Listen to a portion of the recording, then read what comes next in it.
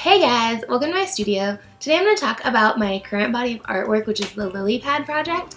I am currently working on a bunch of lily pads and water lilies. I'm using lily pads to talk about human trafficking and sex slavery. So here's a couple of the sculptural lily pads. I just painted these ones. The first layer, I'm going to paint them again. If you want to get a lily pad of your own, keep watching this video for more information about how to do that.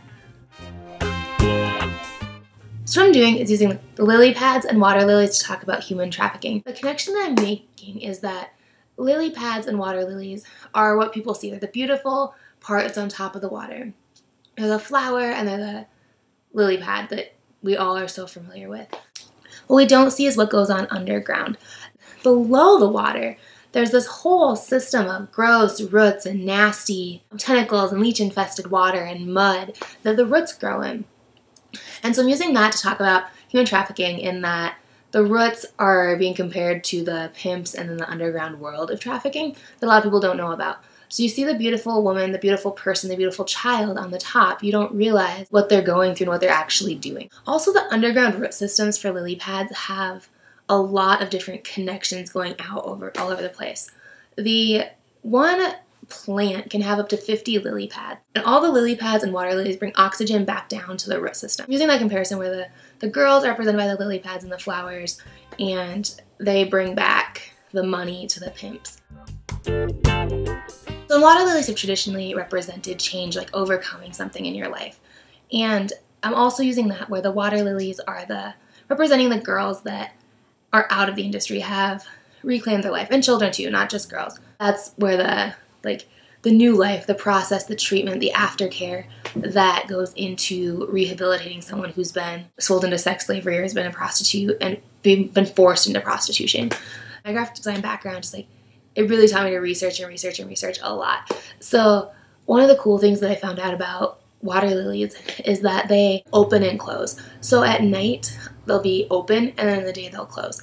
And so that's really interesting because it's kind of the whole nightlife thing. And those same species of water lilies, they will trap insects and bugs inside of them. I'm using that connection for the idea of a sexual addiction, where there's been a lot of studies that talk about how addicting sex can be and how addicting pornography can be, but also how you get introduced into mild porn and you keep going and going and going until you're this hardcore porn addict. Not that this happens to everyone, but the people that it does happen to, this is talking about that. So the insects being caught inside of the flowers are kind of like humans being trapped inside of the addiction.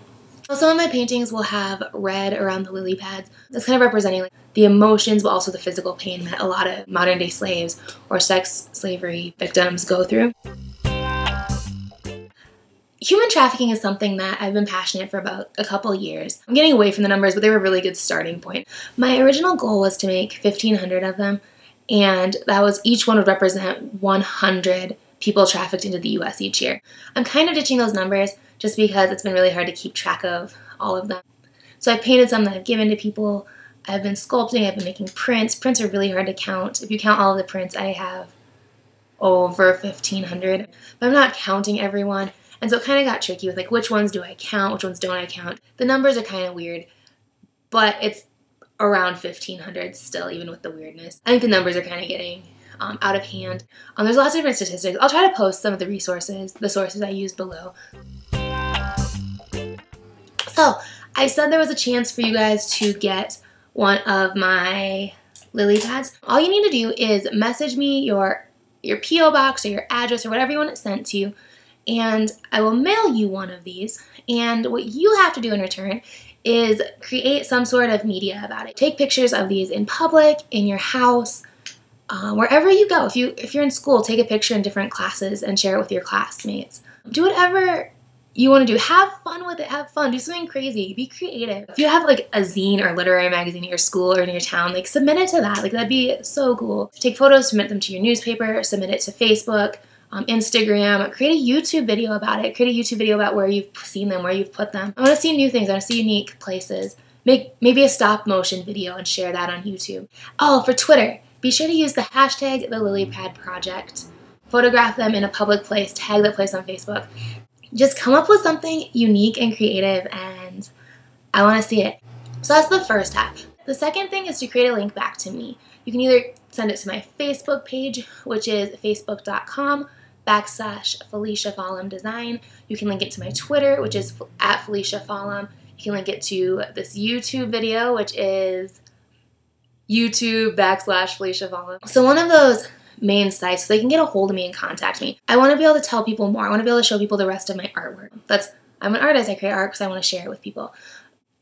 I will post links to all of that below, the information. But yeah, so if you want a lily pad, I've got a bunch.